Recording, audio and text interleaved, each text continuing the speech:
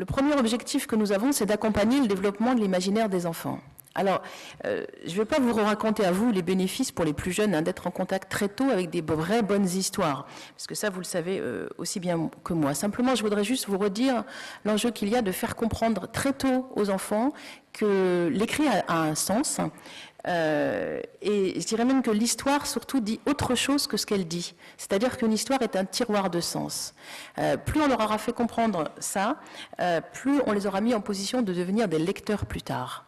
Et ça, pour nous, c'est tout à fait fondamental. Et donc, l'accent est mis dans Belles histoires et Tralala lire sur l'imaginaire, aussi pour cette raison-là, et parce que nous pensons que c'est le premier cadeau à leur faire, de développer leur imaginaire. Comment peut-on s'intéresser au monde qui nous entoure sans vraiment avoir envie de le transformer, sans avoir ce projet de le changer, sans l'avoir imaginé autrement?